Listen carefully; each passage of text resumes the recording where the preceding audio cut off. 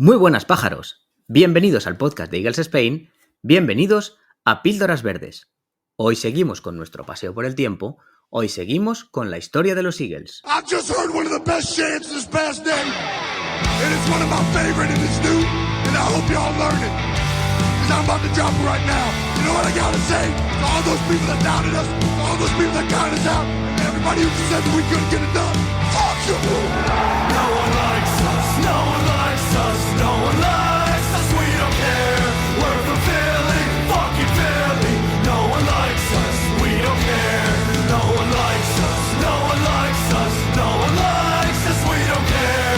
We're from Philly, fucking Philly. No one likes us, we don't care.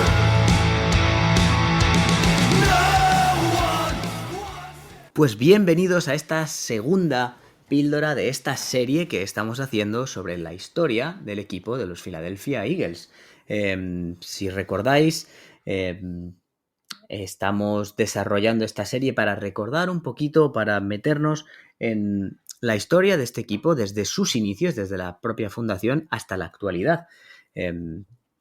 Conmigo cuento, como decía en el anterior programa, la persona sin la que nada de esto sería posible, así que aquí os le traigo y os le presento. Xavi Martín, muy buenas, bienvenido de nuevo a las píldoras. Bien hallado, es como si hubiésemos estado hace un rato grabando, más o menos, casi. Es que esto es un no parar, lo de los Eagles es un no parar, así que pues bueno, como cuando en Nadie Sabe Nada pasa una semana, pero como si no pasase tiempo, ¿no? Sí, es si no más o escucháis menos. Nadie Sabe Nada, es recomendable, os echáis unas risas. Bueno, pues vamos a seguir con esta historia de nuestro equipo, en la que si rápidamente recordamos dónde lo habíamos dejado, hablábamos de la década de los 60, al principio de la década de los 60, donde los Eagles habían empezado a caer en desgracia. Al inicio de la década de los 60, en el propio 1960, los Eagles ganan el campeonato de la NFL a los Packers de Lombardi y de ahí todo empieza a ir hacia abajo. Hay un problema con Van Brocklin, que quería haber sido el head coach, le habían prometido ser head coach, pero al final no cumplen, promocionan a uno de abajo, ¿no? Que era el quarterback suplente, Sonny Jurgensen. Al entrenador asistente, a Nick Skorich, y Sonny Jurgensen se convierte en el que era el backup de Van Brocklin, se convierte en el titular. Empiezan a haber lesiones, 3 victorias en 1962, cambio de dueños, los Happy 100 venden el equipo a un tal Jerry Wallman, y bueno, pues se cambia de entrenador, se le firma un contrato de 15 años, pero las cosas no van bien. 5 años seguidos sin entrar en playoffs y una temporada, 1968, donde los Eagles tocan fondo con un récord de 2-12. A partir de ahí comienza la píldora de hoy. Continúa la historia de los Eagles. ¿Qué es lo que sucede a continuación, Xavi? Pues entramos en una época compleja de unos bastantes años, pero pues eso, que da la vida un poco a lo que es la película de Invincible, de por medio de todo esto, y que empieza con la era del Leonard Tush. En el 69 compró el equipo a Wallman que estaba un poco hasta la nariz de todo lo que había sucedido, por 155 millones de dólares, o sea, para el equivalente precio actual del equipo template. Lo que representa un récord para la mayor cantidad jamás pagada en la franquicia deportiva profesional. El primer acto oficial de Tush fue despedir al entrenador al que le habían hecho el contrato vitalicio de 15 años. Ya ves tú, David, que no duró los 15 años ni de broma. Bueno, porque no costaba tanto despedirle. Al final dijeron vitalicio mil. Pues esto. Tras una decepcionante récord de 24-41-1 durante sus 5 años de mandato, 5 de los 15 que le prometieron. Pero bueno, Tush nombró entonces al wide receiver de los Eagles, bueno, que también fue tight end, a Pete Redcalf, gerente general del equipo, y a Jerry Williams como su nuevo entrenador principal. La fusión del NFL y la FL en el 70, los Eagles se ubicaron en la división de la NFC Este junto a los Giants, los What the Fuck, como diría David, porque ahora no sabemos qué nombre van a tener, y los Dallas Cowboys. La acalorada rivalidad entre los Eagles y los Giants es la más antigua en la NFC Este. ya que se remonta desde el 33, y a menudo se cita como una de las mejores rivalidades de la NFL. En el 70 también fue la última temporada de los Eagles en el Frankie Field. El equipo terminó la primera temporada posterior a la fusión en el último lugar de su división con un récord de 3-10-1. Como vemos, no fueron años sencillos. Desde los 50 hasta casi la época moderna no fueron tiempos fáciles. En el 71 los Eagles se mudaron al Veterans Stadium, que acaba de construirse y fue aclamado inicialmente como un triunfo de la ingeniería deportiva ultramoderna. Después de un récord de 3-10-1 en el 70, 3 derrotas aplastantes consecutivas ante Cincinnati, Dallas y San Francisco para abrir la temporada 71, Williams fue despedido y reemplazado por el entrenador asistente Ed Callatt, un liniero defensivo del equipo campeón de los 60 de los Eagles. Williams y Callatt se vieron obstaculizados por la decisión de Redcalf de intercambiar al veterano QB titular Norm Snead a los Minnesota Vikings a principios del 71, dejando a los Eagles con una elección entre los veteranos Pete Liske y el inexperto Reed Arrington. Kayak perdió sus primeros 2 juegos, pero ganó 6 de los últimos 9 de la temporada, en gran parte gracias a los esfuerzos de la defensa de los Eagles, siempre recordada, así como la de los Steelers, liderada por el safety All-Pro Bill Bradley, quien lideró la NFL en intercepciones, 11, y yardas de vueltas después de intercepción, 248. El equipo retrocedió en el 72 para terminar con un 2-11-1. Callatt fue despedido otra vez. Sin embargo, las 2 victorias, ambas como visitantes, resultaron ser sorpresas. Filadelfia venció a los Chiefs, que habían tenido el mejor récord de la AFC un año antes, por 20-21, y a los Oilers por 18-17 con 6 kicks de Tom Dempsey. El último partido se había llamado el Johnny Rodgers Bowl porque el perdedor, al terminar último en la liga, obtendría la primera selección general del draft del 73. Entonces se presumía que sería el wingback de Nebraska, Johnny Rodgers, ganador del trofeo Heisman. Con su derrota, los Oilers obtuvieron la primera selección y se enfrentó a Filadelfia en la Super Bowl 15. Con la segunda selección general, los Eagles seleccionaron al jugador de UFC, Charlie Young. Callatt fue reemplazado por el gurú Mike Cormack por la temporada 73 con la ayuda de las habilidades del quarterback Roman Gabriel, que también tiene una historia bastante divertida, y un joven imponente receptor como era Harold Carmichael, un tío que era descomunalmente grande. Lograron infundir un poco de vitalidad a una ofensiva previamente moribunda. El nuevo gerente general, Jim Murray, también comenzó a incorporar talento a la defensa, sobre todo con la incorporación del futuro linebacker Pro Bowl Bill Virgil en el 74. Sin embargo, en general, el equipo seguía sumido en la mediocridad. Ya hablamos de estas temporadas que eran bastante reguleras. McCormack fue despedido tras la temporada de 4-10 en el 75. Y aquí es cuando empieza la época en la que hablábamos de la parte de Invincible, que va a comentar David.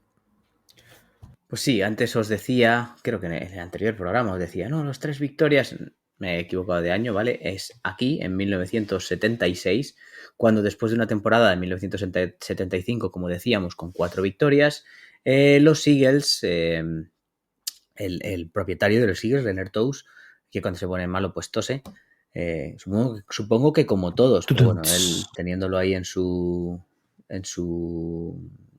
apellido, pues claro, es así. Es que creía que tenía yo, pero no lo tengo. El efecto de sonido que no entra. Yo te lo pongo. Ya está. Bueno, en 1976 se firma al entrenador Dick Vermeil, ¿vale? Viene de UCLA, de la Universidad de California, Los Ángeles, para entrenar a los Eagles, en un nombramiento que fue polémico porque venía sin ningún tipo de experiencia profesional más allá del college. Que venía, bueno, pues de California, pues con esas pintillas que traía, esos pantalones de campana, ese pelo de surfero. Bueno, pues se le da un poquito de cera desde los medios, ya sabéis cómo son los medios de Filadelfia, ¿no?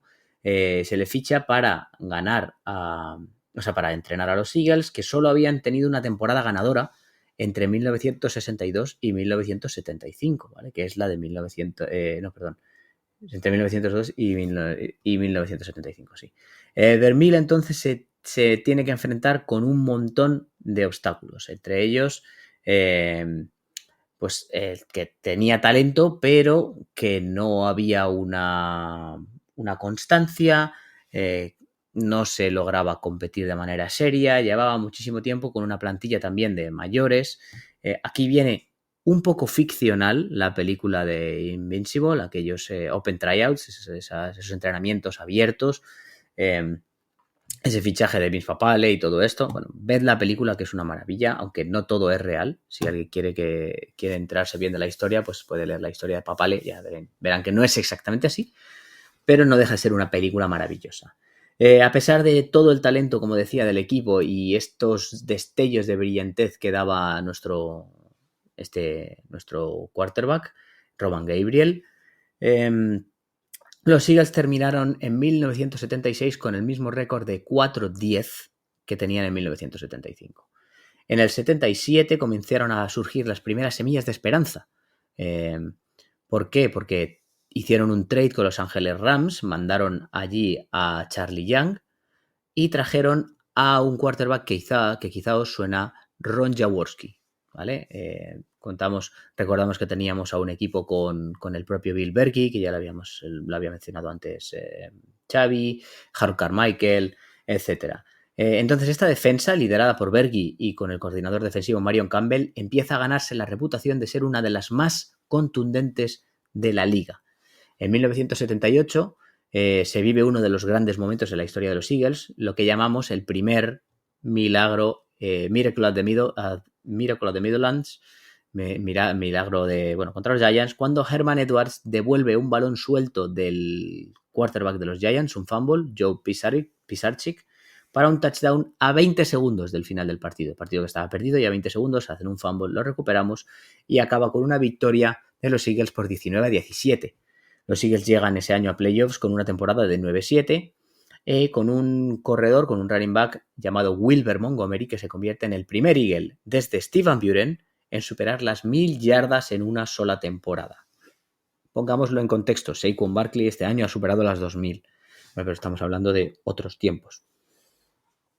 En 1979, los Eagles empatan en el primer puesto con un récord de 11-5. ¿Por qué? Porque Montgomery rompe todos los récords de carrera del equipo con un total de 1512 yardas.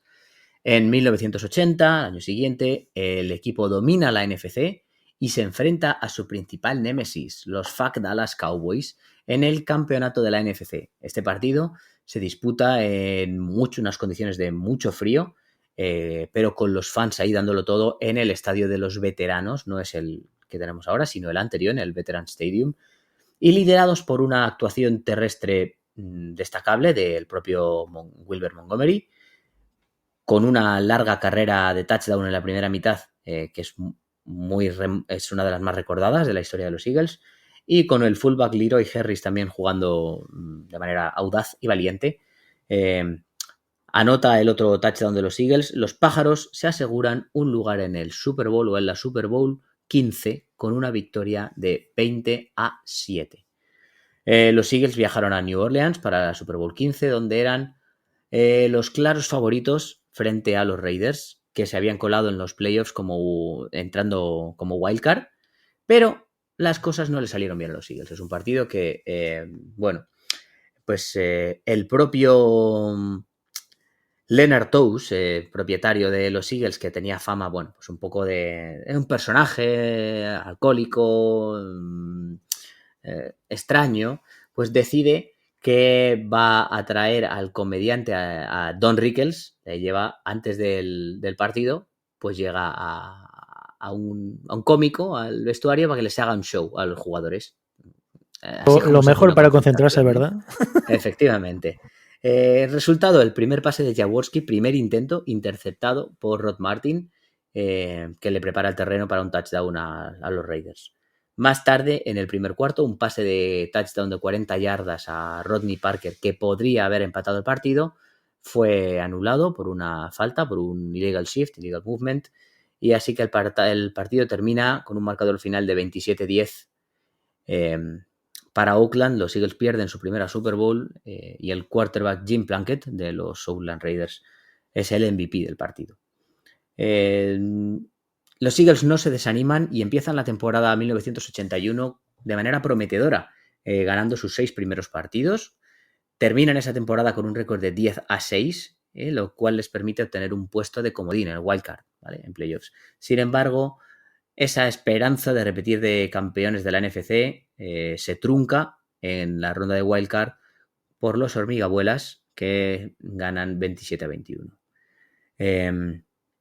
La siguiente temporada se acorta por una huelga y esa temporada corta de solo 9 partidos la terminan los Eagles con 3 victorias y 6 derrotas, 1982, el momento en el que Vermeil abandona el equipo. Dick Vermeil, el entrenador, alega que está agotado y deja el equipo. Así que el coordinador defensivo que ya habíamos nombrado antes, Marion Campbell, reemplaza a Vermeil como el entrenador principal, como el head coach. Él había popularizado o contribuido a popularizar esta filosofía defensiva, este bend, do not break, doblarse pero no romperse, en la década de los 70, que tanto mencionamos ahora, el bend, do not break, ¿no? Pero aún así, pues Filadelfia tuvo dificultades a mediados de la década de los 80, marcadas por la escasa participación de los aficionados. Los aficionados están un poco cansados del equipo, ya sabemos que hay inestabilidad también política, el equipo no se logra clasificar a los playoffs ni en 1983 ni en 1984 y, quizá esto no lo sepa mucha gente, el equipo está a puntito de mudarse a Phoenix, Arizona, al final de la temporada de 1984. Podíamos haber sido los Arizona Eagles. Para renacer como un Fénix, a lo mejor, no lo sé. El caso es que no necesitaron marcharse porque cambia el propietario y cambia el hablante del podcast. Xavi, cuéntanos un poquito qué sucede después. Pues del 84-85 al 93 viene un cambio de propietario, como es el de Norman Braman. En el 85 Tou se vio obligado a vender los Eagles, como comentaba David, a Norman Braman y Ed Leibovitz, comerciantes de automóviles muy exitosos de Florida y que casi consiguen, si no hubiesen conseguido esta venta, se hubiesen ido a otra zona, como sería donde querían ir, a Arizona, y lo compran por los 65 millones de dólares, lo que sería a día de hoy, para pagar más de 25 en deudas de juego de casinos de Atlantic City. El equipo volvió a tener problemas durante la temporada 85 y a Campbell, que fue despedido después de la semana 16 para ser reemplazado por asistente entrenador de los defensive backs, Fred Bradley, para el último juego de la temporada. En el draft del 85 los Eagles adquirieron al Racer, que ya conocéis todos, de Memphis, Reggie White. Un cazamariscales sí, de élite. Sí, la verdad es que iba a leer la traducción literal, pero me daba un poco de vergüenza.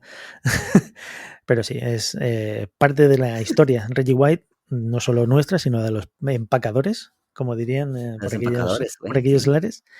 Los empacadores, pues ahí estaríamos. Y aquí empieza en los años como entrenador de Buddy Ryan. En el 86, la llegada del entrenador en jefe Buddy Ryan y su actitud fogosa impulsaron el rendimiento del equipo y encendieron a la base de los fans, inmediatamente infundiendo al equipo con su actitud dura, como las uñas, me hace gracia esto. Los Eagles sí, rápidamente... Es una traducción literal de la expresión hard as nails, duros como clavos, pero... Claro, quiero decir, las uñas, o sea, no sé, las de Lobezno, bien, pero... Perdón, aguja dinámica para los que estén escuchando esto también desde el otro lado. Aguja dinámica. Lobezno, ¿cómo le llamáis? En fin, los Eagles los queremos, igualmente. Que, bueno, en fin. Después de llevarnos el oro, pues tampoco nos vamos a quejar. Los Eagles rápidamente se hicieron conocidos por su defensa dura y sus actitudes más duras, como la que acabo de hacer yo con estos comentarios. Ryan comenzó a rejuvenecer al equipo liberando a varios jugadores veteranos, incluido al propio Ron Jaworski. Randall Cunningham tomó su lugar y a pesar de la temporada de 5-10-1 comenzó a mostrar ser un equipo promesa considerable. En el 87 vino otra huelga que acortó la temporada en un juego. Los suplentes que habían reemplazado a los que estaban de titulares tuvieron un desempeño pobre y fueron aplastados 41-22 por los Dallas Cowboys. Después de la huelga, el equipo en temporada regular del 87 ganó solo un juego un partido de revancha 37-20 contra Dallas. El récord de la temporada fue 7-8, de los cuales 3 partidos habían sido jugados por los suplentes. Digamos que las huelgas, como pasa en otros deportes, que se cierra directamente, como pasó en la NBA en su época, que se cierra por completo, aquí jugaron los suplentes, aunque hubiese huelga. No era huelga general, sino huelga parcial. Huelga decir que no podían parar. Efectivamente, por entonces no les dejaban parar. Ya hablaremos, si no en otros podcasts generales, de lo que es la NFL en sí y las cosas buenas y malas que tiene, pero eso ya para otro día. Los Eagles llegaron a los playoffs del 88, pero perdieron contra los Chicago Bears, el equipo al que Ryan había ayudado a ganar la Super Bowl XX como coordinador defensivo. El partido se conoció como Fog Bowl debido al mal tiempo. O sea, un partido que si podéis buscar en YouTube es una niebla tremenda y los Eagles perdieron 20-12. Los 2 años siguientes también verían participaciones en los playoffs, pero el equipo nunca superó la primera ronda. Este fracaso fue muy frustrante para la afición de los Eagles. Aquí es cuando empezaban a ser más cabritos todavía, después de lo que pasó con el pobre Santa Claus, ya que el equipo era considerado uno de los más talentosos en la NFL. El ataque, los Eagles estaban liderados por el quarterback Cunningham, uno de los jugadores más prometedores de su generación. Keith Jackson, el corredor Keith Byars, la defensa es reconocida como una de las mejores de la historia de la liga, como la mejor que nunca ha ganado un campeonato. O sea, como nos pasa a veces de tener un equipo tremendamente bueno, pero que si el ataque no es bueno, pues la defensa no puede hacerlo todo.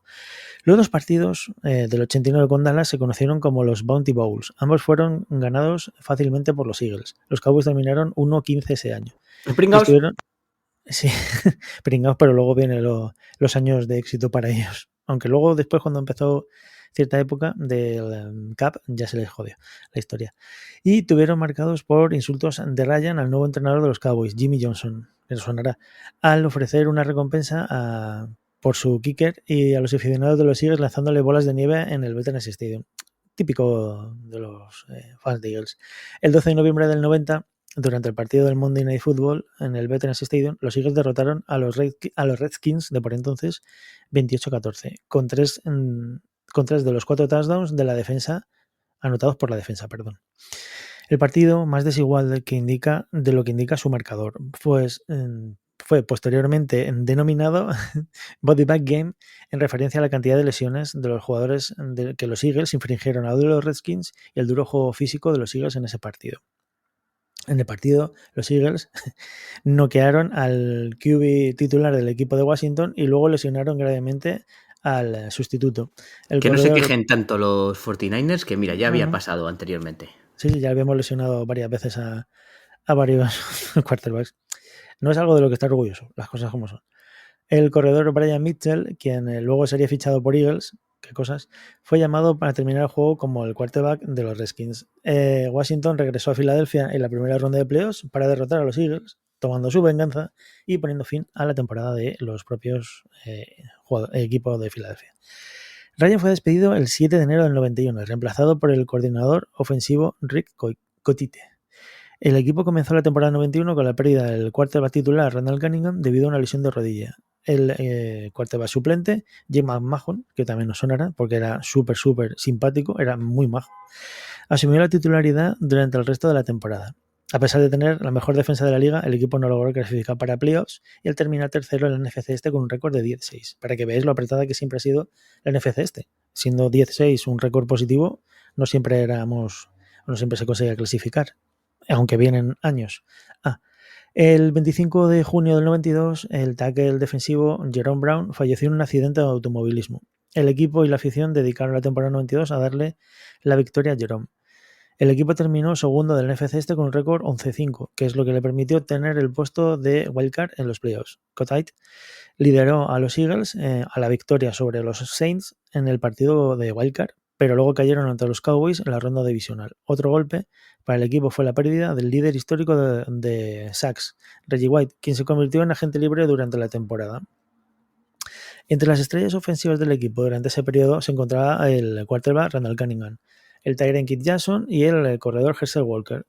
Pero la conocida como la defensa Gang Green, liderada por Reggie White, Jerome Brown, Clyde Simmons, Seth Joyner, Wes Hopkins, Mike Golick, Byron Evans, Eric Allen, Andre Waiters y Mac McMillan, definió al equipo. En el 93 los Eagles de Kotite se desmoronaron tras un comienzo prometedor y no llegaron a los playoffs, terminando la temporada regular con un récord de 8-8. Y aquí es cuando empieza, para mí, la mejor época de los Eagles en cuanto al tema del liderazgo económico y en cuanto al tema de la presidencia. David. Pues sí, porque aquí cambian las tornas, cambia de manos el equipo y llega la época con nombres que seguramente a todos los que estáis escuchando esto ya os empiezan a sonar bastante más. Gente que lleve más tiempo siguiendo a los Eagles, seguramente muchos de los nombres y de los eventos que ya hemos narrado os suenan y los conocéis y no es nuevo para vosotros, pero a la gente joven, gente que lleve los más neófitos en esto de los Eagles, pues os sonará menos y os sonará más todo lo que vamos a contar a partir de ahora. Entonces, después de esta temporada de 1993, en la que empezando súper bien acaba la temporada con 8-8 y no llegan a los playoffs, recuerda un poquito lo que pasó el año pasado, bueno, este pasado no, que hemos ganado, pero el anterior, con Sirianni, ese inicio fulgurante y luego venirse abajo, pues llega cambio de manos. En 1994, el dueño del equipo, que ya decía antes Xavi Norman Breyman, que le había comprado el equipo a Lennart Toews, se había vuelto bastante impopular entre la afición y una figura polémica en la dirección. Así que Jeffrey Lurie, que os sonará seguramente, compra a los Eagles el 6 de mayo de 1994 por un valor estimado aproximado de 185 millones de dólares. En esa primera temporada de Jeffrey Lurie como propietario, el equipo tiene un récord de 7-9 y de nuevo se pierden los playoffs. El entrenador Rick Kotite fue despedido y reemplazado por el coordinador defensivo de los 49ers, Ray Rhodes, que os sonará seguro. Nada que ver con Randy Rhoads, el ex guitarrista de Ozzy Osbourne, por cierto. Bien, Ray Rhodes... Ni con Cody Rhodes. Tampoco, claro, ni con su padre Dusty. Ni con la que se dedica a las artes oscuras. Me pillas fuera de juego. Dejémoslo ahí. El que ha visto cine para adultos ya sabe a qué me refiero. A Lana Rhodes. Ah, ya me suena. Sí. Esta conversación ya la hemos tenido con Fred en otro programa y otra vez estaba yo totalmente perdidísimo. Aquí y Fred y Mickey riéndose de mí. Bien, Ray Rhodes atrajo con éxito a la estrella de los 49ers, Ricky Watters, para unirse al equipo como agente libre.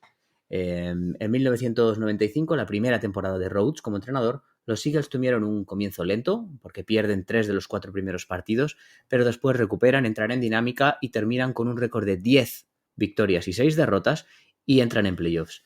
En la ronda de Wildcard, los Eagles, jugando en casa, apalizan.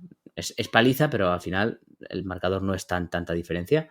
A los Detroit Lions 58-37. Lo que pasa es que el segundo cuarto, de los 58 puntos de los Eagles, 31 llegan en el segundo cuarto.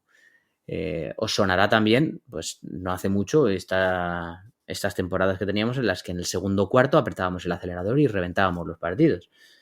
Sin embargo, los Eagles fueron eliminados de nuevo en la siguiente ronda por los Cowboys, con un marcador de 30-11. Este fue el último partido de Randall Cunningham como jugador de los Eagles. Cunningham anotó el único touchdown del partido y el último touchdown en playoffs, en postemporada de los Eagles, durante 6 años. En 1995 se llega a este final de la era de Cunningham como quarterback titular. Rhodes le deja en el banquillo y lo sustituye en el puesto por Rodney Petty, que genera fricciones entre los dos.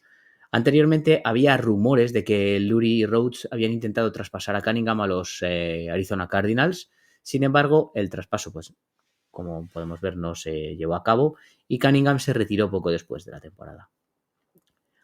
Llega el cambio a lo que conocemos hoy en día. En 1996, los colores del uniforme de los Eagles cambian del clásico Kelly Green que volvió el año pasado, que es muy bonito, pero cambia a ese verde pájaro que llamo yo, ese Midnight Green, ese verde medianoche más oscuro, que es la seña de identidad de los Eagles a día de hoy.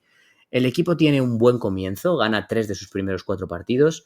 Sin embargo, en un partido de Monday Night, de lunes por la noche, en la semana 5 en el Estadio de los Veteranos contra los Cowboys, sucede la lesión de rodilla que termina la temporada de Petty, el quarterback. Con ello, el equipo pierde inercia y se cambia, se transiciona a un ataque liderado por Ty Detmer y Ricky Watters. Si bien Detmer jugó bien y Watters amasó 1.411 yardas de carrera, la temporada se ajusta a lo que se había convertido en un patrón ya familiar, ¿no? Un récord de 10-6, que ya hemos mencionado varias veces, y todavía queda mencionarlo, porque lo veremos más adelante, la época de Chip Kelly y creo que Doug Peterson también. Y una eliminación temprana, paliza de 14-0. Bueno, paliza, pero 14-0, marcador a 0 por parte de los 49ers en los playoffs.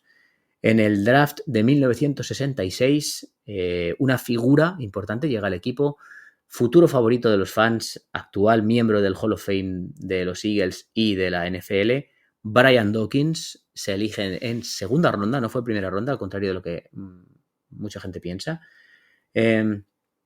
Pero no cambia mucho. ¿Por qué? Porque como se siguen eliminando el equipo en los playoffs, pues la afición, los medios, sobre todo la prensa, empiezan a culpar a los free agents por los que se ha pagado mucho dinero, a Irving Fryer, a Ricky Watters, a Troy Vincent, a Guy McIntyre. ¿Por qué? Pues porque con lo que están cobrando no dan un paso adelante, no se dejan ver en los partidos importantes. Eso se ha hecho casi siempre, ¿verdad? En Filadelfia. Eso es así. Los agentes libres que no funcionan acaban siempre bastante masacrados. Incluso a los que son buenos como Jay Brown lo han estado machacando mucho porque no rendía como la afición quería. Es como es Filadelfia, es así. Así que, bueno, pues se les echa la culpa a los jugadores que más cobraban porque se hacían pequeñitos en los partidos importantes, especialmente en playoffs. Rhodes, como entrenador, bajo la presión del puesto, se empieza a venir abajo y los jugadores empiezan a cansarse de esa autocracia, esa forma de entrenar, ese comportamiento tan, descarado se le puede llamar, y no voy a decir que le hacen la cama, pero tras una campaña irregular de 6 victorias... Bueno, pues hacen la cama. 6 victorias, 9 derrotas y un empate en 1997. En 1998 se acaba con un récord de 3-13, el peor récord desde 1972, y los Eagles quedan en el último lugar en numerosas estadísticas ofensivas. La gente estaba dejando de ir a los partidos en casa. Recordemos que hemos dicho que tienen el récord de llenar todos los partidos de casa desde 1999. Estamos hablando justo ahora de 1998. Algo va a pasar. Como ya no estaba yendo mucha gente a los partidos, el vestuario ya que estaba un poco perdido, tenía un quarterback controversy que es raro que haya, ¿no? en Filadelfia. Y los jugadores ya no hacían ni puñetero caso a los entrenadores porque había conflicto. Pues mira, Jeffrey Lurie decide despedir a Rhodes porque tampoco tenía más opciones, una temporada malísima, los fans quejándose, el equipo con la moral por los suelos, y llega el cambio, con mayúsculas, el cambio, porque después de despedir a Rhodes se contrata como entrenador en jefe, como head coach, a un tipo que era entrenador de quarterbacks de los Green Bay Packers. Y dice, bueno, pues venga, ¿qué podemos perder? Este señor va a ser mi head coach, este señor se llama Andy Reid. ¿Qué pasa con Andy Reid, Xavi? Pues como diría Emiliacus, un abrazo desde aquí, la morsita, cuando llegó y había estado entrenando a gente como Fabre, pues tuvo una muy buena caída o cayó de pies durante, pues eso, una época desde el 99 hasta el 2012. Años de Andy Reid. Los Eagles resurgieron como un equipo predominante en la NFL bajo el liderazgo del nuevo entrenador, Andy Reid, quien fue contratado preeminente de los Green Bay Packers, donde era, como decíamos, el entrenador de quarterbacks. El primer paso notable de Reid fue reclutar al quarterback que él quería. Como siempre hemos hablado, cuando un entrenador llega, siempre le gusta tener al quarterback que a él le gustaría tener para entrenar o que le gusta su estilo. En este caso, pues si os suena un poquito, un quarterback que venía de la Universidad de Syracuse, como es Donovan McNabb. con la segunda selección general del draft del 99. La terrible temporada del 98, los Eagles les había dado derecho a conseguir la primera selección, pero esta fue otorgada a los renovados Cleveland Browns. A pesar de despejar la plantilla para los nuevos talentos al liberar a los veteranos impopulares y de edad avanzada como Rick Walters y Vin Fryer, Reid todavía era un virtual desconocido antes de su llegada como entrenador en jefe. Su nombramiento fue recibido inicialmente con escepticismo a los fanáticos de Filadelfia. La selección de McNabb fue impopular ante muchos fanáticos de los Eagles, muchos de los cuales viajaron al Madison Square Garden en el draft del 99 y abuchearon la selección. Algo que os agradecería que vieseis si podéis en YouTube lo mismo, creyendo que los Eagles elegirían al corredor Ricky Williams de la Universidad de Texas, que había sido nombrado como jugador universitario del año en el 98. Realmente tenéis que ver ese draft si podéis, porque el abucheo era bastante importante. En la temporada 99 fue en gran medida un año de reconstrucción para los Eagles. El equipo, que habitualmente agotaba las entradas en sus partidos locales de Filadelfia, tuvo 2 partidos en el 99 que no se agotaron, lo que provocó que no se emitiesen los partidos en las televisiones locales. Otros 6 partidos en casa en temporada 99 se agotaron solo porque varios pequeños comerciantes locales compraron las entradas restantes para evitar que los espectadores de la Filadelfia pudieran perderse los partidos en televisión. Gracias, David. El partido en casa, es que esto es divertido, lo que estamos haciendo aquí a lo oculto. El partido en casa de la quinta semana en el Veterans Stadium, el día de octubre del 99, contra los Cowboys, representó la última jugada de carrera del wide receiver de los Cowboys, Michael Irvin. Durante el partido, Irvin fue empujado al césped por el safety de los Eagles, Tim Hawk, quien lo dejó inmóvil. Algunos aficionados de los Eagles respondieron con aplausos, lo que acrecentó la reputación de Filadelfia como una afición excesivamente agresiva y hostil. Irvin fue trasladado del campo en camilla y luego en ambulancia al Hospital Universitario Thomas Jefferson. A Irvin, a quien le diagnosticaron una lesión cervical potentemente grave, se vio obligado a anunciar su retiro de la NFL tras la lesión. Declaró posteriormente que la afición de Filadelfia aplaudía su marcha más que su grave lesión. El equipo terminó esa temporada con un récord de 5-11. El partido inaugural de la temporada del 2000 en Dallas, el 3 de septiembre se conoció la historia del NFL como el partido de jugo de pepinillos o Pinkle Jice Game. La temperatura inicial del estadio de Texas fue de 42 grados y llegó a los 49 grados centígrados, convirtiéndose en el partido más caluroso de la historia de la liga, superando el récord anteriormente establecido en el partido de Cowboys Cardinals en el 97 en Arizona. El apodo surgió porque el entrenador de los Eagles se había preparado para el calor previsto, haciendo que los jugadores bebieran el jugo de los frascos de pepinillos con vinagre, qué gran idea, para retener así la humedad corporal y evitar los calambres. Ese vestuario, ese aliento en el vestuario tiene que ser riquísimo. Pasar por ese vestuario y decirle, bueno chicos, ¿qué tal? Bien.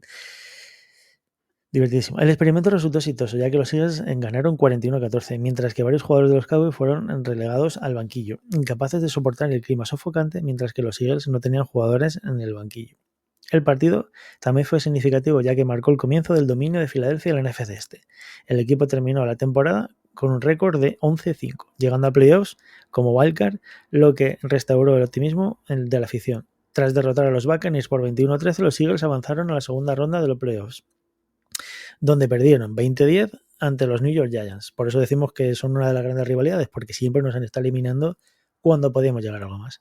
Tras un récord de 11-5 en el 2001, los Eagles volvieron a alcanzar los playoffs, esta vez en la cima de su división.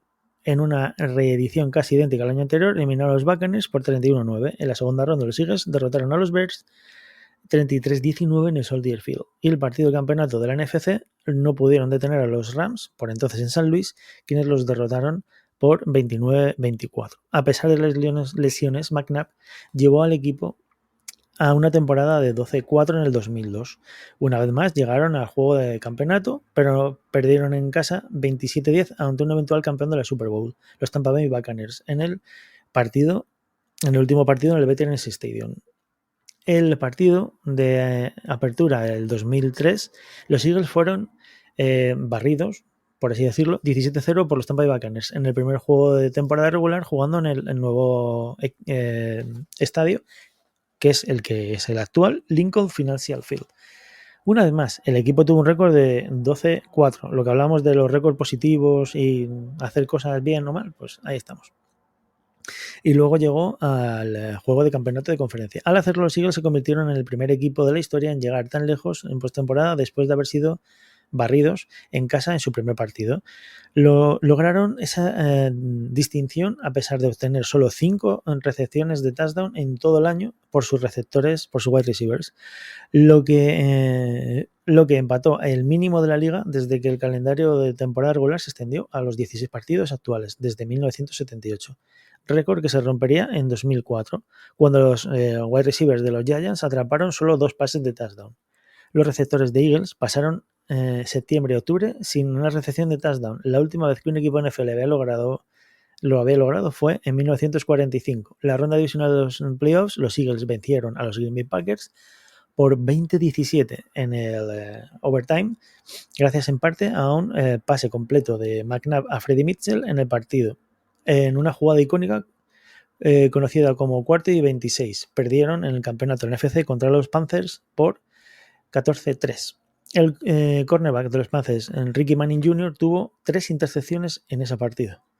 Los Eagles persiguieron activamente al wide receiver querido por muchos, Terrell Owens, y lo adquirieron en un controvertido acuerdo a 3 bandas entre Baltimore, San Francisco, Niners y los Eagles el 16 de marzo del 2004. La temporada 2004 comenzó con una explosión cuando Owens atrapó 3 pases de touchdown de McNabb en su primer partido de la temporada contra los Giants. Owens terminó con exactamente 1.200 yardas de recepción y 14 recepciones para touchdown. Mirad la diferencia entre eso y la temporada en la que se hizo casi eso en una temporada entre todos los receptores.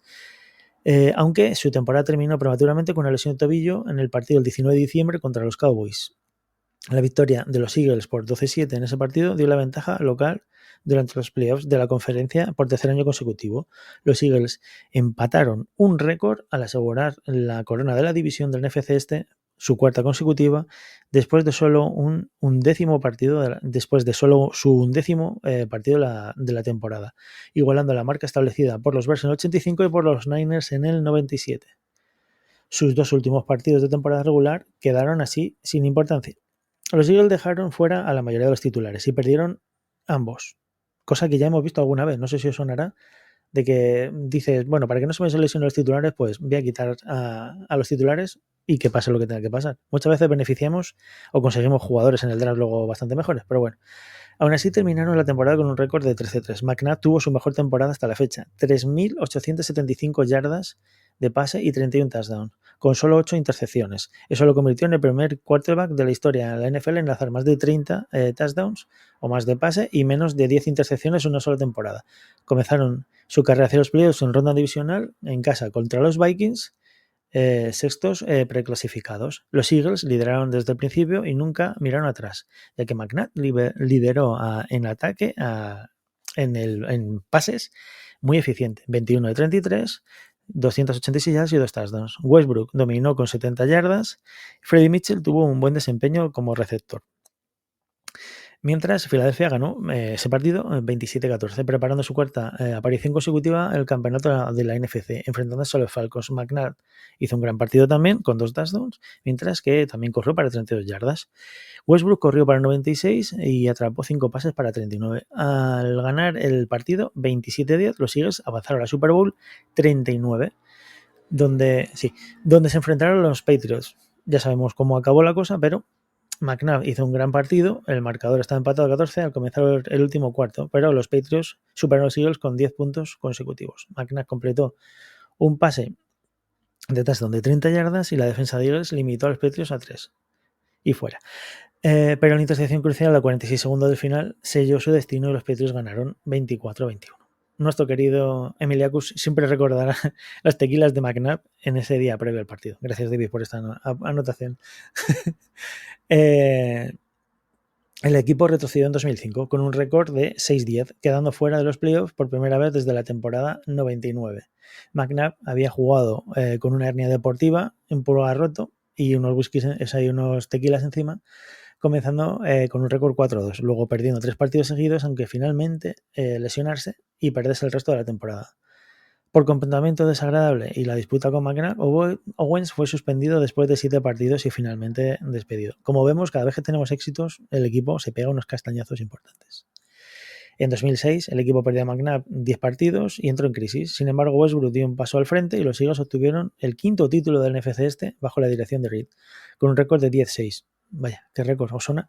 Ganaron el partido de Wildcard contra los Giants, pero perdieron la ronda divisional contra los Saints. En la temporada 2007 terminaría con los Eagles 8-8, sin llegar a los playoffs por segunda vez en 3 temporadas. Sin embargo, en 2008 el equipo terminó la temporada con un récord de 9-6-1, llegando a playoffs en el puesto de Wildcard. El equipo sorprendió a los Minnesota Vikings en la primera ronda, ganando 26-14. Luego, el equipo derrotó al defensor de la Super Bowl anterior, el 23-10, que eran los Giants, en el camino al 6º juego de campeonato del NFC, un partido de campeonato del NFC donde los Eagles remontaron desde una desventaja 24-6 en el entretiempo hasta una ventaja de 25-24 en el último cuarto, pero perdieron contra los Cardinals 32-25 después de que el quarterback Kurt Warner anotara el touchdown por menos de 3 minutos restantes en el tiempo reglamentario. David, ¿quieres continuar? ¿O sigo? Del tirón. Sí, perdona, es que tenía el micro silenciado y aquí soy un fenómeno. Para seguir ya con la temporada 2009 en adelante. Sí, entonces, bueno, como decíamos, después de terminar la temporada 2008, llegamos a la temporada 2009, donde, con cierta controversia, se firma a Michael Vick, el quarterback Michael Vick, que salía de la cárcel. ¿Recordáis la historia? Si no la recordáis, buscadla. Hay un documental que seguramente creo que estará en YouTube, y si no, pues en DAZN estará, que es A Football Life, la vida de Michael Vick, que cambió la historia de la NFL, la verdad. Entonces, el 6 de diciembre de 2009, Andy Reid se convierte en el 5º entrenador en la historia de la NFL en ganar 100 o más partidos con un solo equipo en una sola década, ¿vale? Para que os hagáis un poquito a la idea de dónde colocaba. Ahora ya tenemos a Andy Reid como un grande, pero estamos hablando de hace 16 años. Hace 16 años Andy Reid se coloca en un podio o en una plataforma con Tom Landry, Don Shula, Tony Dungy y Bill Belichick. Entrenadores todos de renombre. McNabb finalmente tenía un cuerpo de receptores completo. ¿Por qué? Porque en primera ronda se selecciona a Jeremy Maclin. DeSean Jackson ya estaba allí, una temporada de más de 1000 yardas de recepción. Entre los mejores 5 tight ends de la liga estaba Brent Selleck. Son nombres que ya os suenan. Y después de que Brian Dawkins dejase el equipo para irse a los Broncos, Trent Cole, jugador que yo sé que a mi contertulio aquí le apasiona, Sí. dio un paso al frente, se convirtió en la fuerza dominante de la defensa con 12 sacks. Por lo tanto ganó su segunda selección para la Pro Bowl y selección también para All Pro en ese año, ¿no? En 2009 los Eagles empiezan 5-4, después ganaron 6 partidos seguidos y después de perder contra los Cowboys en la semana 17, los Eagles no se clasifican para la primera ronda y con 11-5 se quedaron, ojo, con 11-5, seed 6 de la NFC. No quiero decir, no es que no se clasifiquen en la primera ronda, sino que no consiguen el seed 1 y el bye week, ¿vale? Pierden con los Cowboys y no consiguen el seed 1, se quedan seed 6 y en el partido de Wildcard de enero de 2010 se vuelven a enfrentar otra vez a los Cowboys por segunda semana consecutiva y pierden 34-14, lo que le da a Dallas su primera victoria en playoffs desde diciembre del 96. Es decir, llevaban 14 años sin ganar en playoffs y nos tienen que ganar a nosotros. Pero bueno, es lo que hay, termina nuestra temporada y el 11 de enero de 2010 el gerente general Tom Hecker Jr. fue contratado por los Cleveland Browns. ¿Y qué tiene que ver esto? Pues mira, este Tom Hecker Jr. era nuestro gerente general, el GM, el General Manager general, se va. ¿Y por qué es importante que se vaya nuestro manager general a los Cleveland Browns? Porque el hombre que ocupaba la vicepresidencia de personal de jugadores, es que no sé cómo le llaman, Vice President of Player Personnel, creo que es. Bueno, pues que se queda de manager general. No sé si os suena el nombre, Howie Roseman. Ahí empieza la era de Howie. El 5 de marzo de 2010, Brian Westbrook fue cortado por los Eagles después de 8 temporadas con el equipo. El 4 de abril de ese mismo año, 2010, el equipo manda a McNabb a los Washington Redskins. Recordemos que había venido Michael Vick. Y a cambio de una segunda ronda del draft. Y en ese momento se nombra el titular inmediatamente a Kevin Kolb.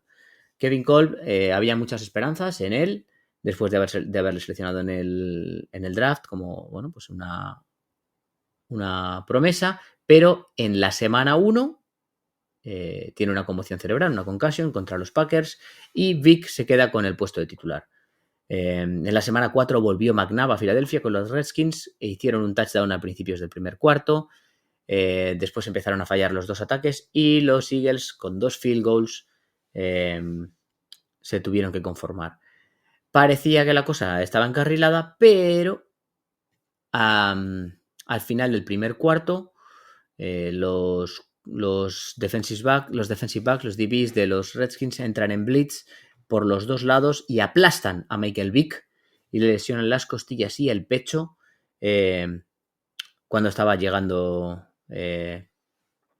O sea, vuelve a poner a jugar a Kevin Kolb, que tenía la concussion, pero obviamente cuando se había dado un golpe en la cabeza no había los protocolos que hay ahora. Le volvieron a meter a jugar, pero no estaba bien, no jugó bien. Y aunque no tuviese la conmoción, Kolb tampoco es que jugase muy bien. O sea que, es decir, con o sin conmoción, Kolb no juega bien. Si hubiera jugado bien después de la conmoción, hubiera sido el colmo, ¿no? Sí, el colmo de los colmos. Se ha entrado un poco forzado. Bueno, aún así, lanzó un pase de touchdown en el último cuarto, pero no fue suficiente. Intentaron la conversión de 2 puntos, ganó Washington. En la semana 15, los Eagles ganan, ojo, a los New York Giants en una sorprendente sorpresa.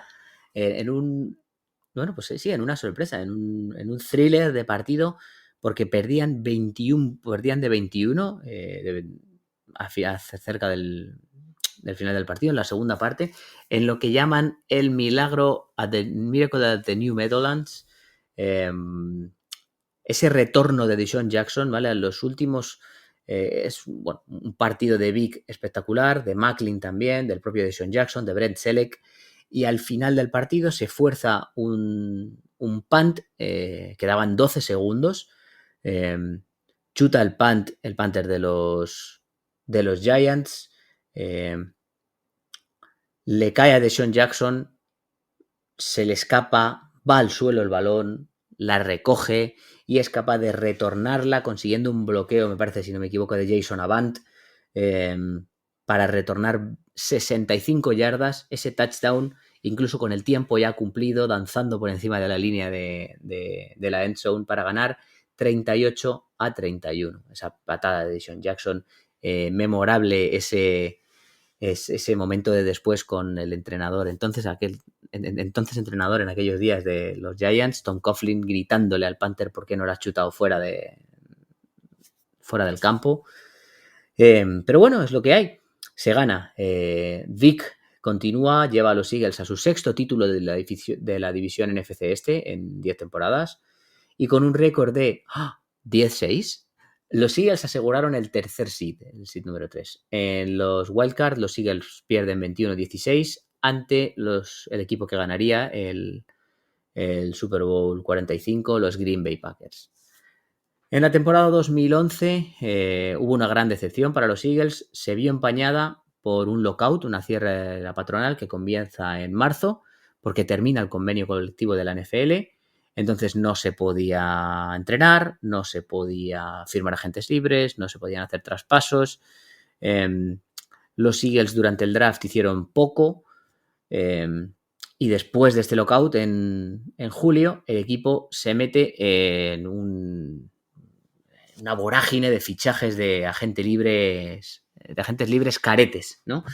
Que ya decíamos anteriormente. Eso es. Ya decíamos antes que cuando se nos va la pinza con los fichajes de agentes libres caros, luego hay problemas.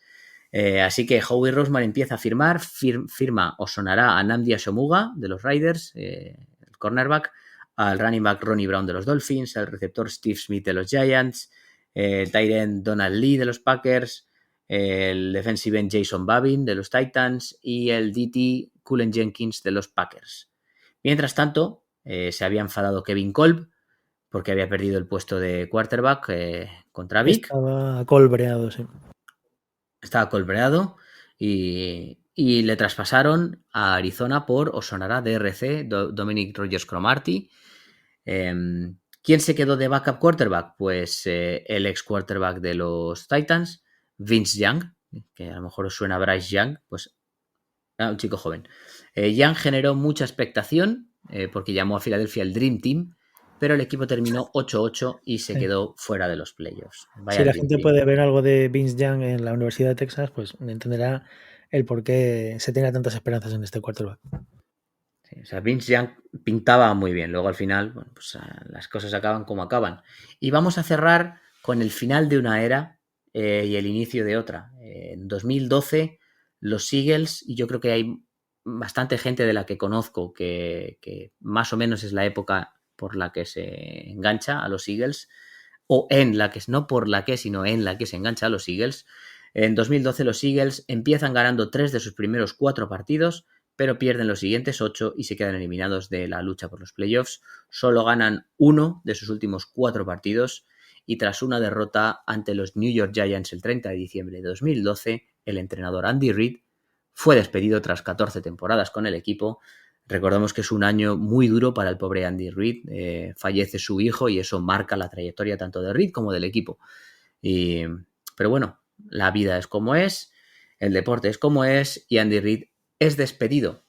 Y igual que se despidió Andy Reid, pues despedimos esta píldora. ¿Cómo la has visto, Xavi? Pues muy completa, muy completita, muy llena de nombres, de historia, de lo que hablamos del récord 10-6 y tanto del récord 16 como de cuando empieza más o menos no a campeonar, pero sí a llegar cerca del éxito el equipo de Filadelfia, éxito que veremos en las próximas píldoras, pero que aquí se empezó a fraguar un poquito, aunque llegásemos a alguna Super Bowl contra los Patriots y perdiésemos, o llegásemos a finales de conferencia, pues eso, se empezaba a fraguar en lo que es el equipo a día de hoy.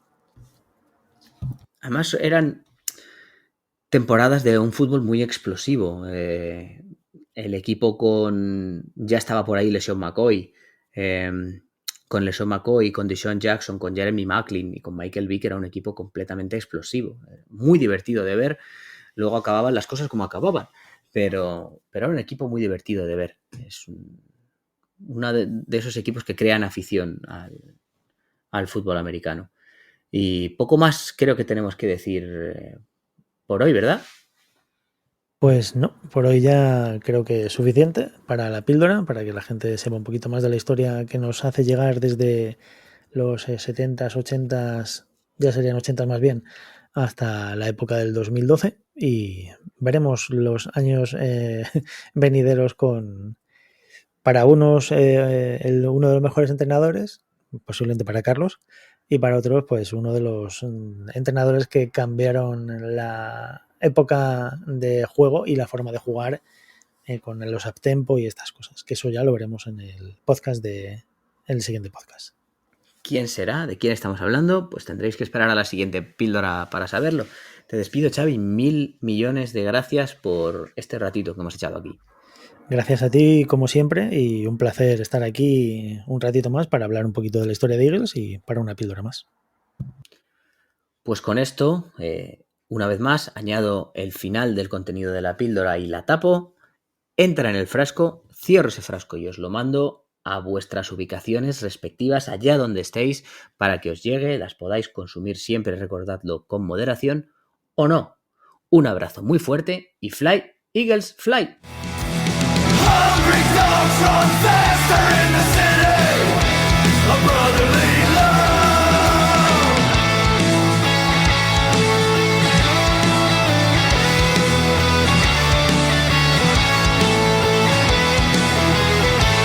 If I don't eat breakfast, I'm fucking pissed off.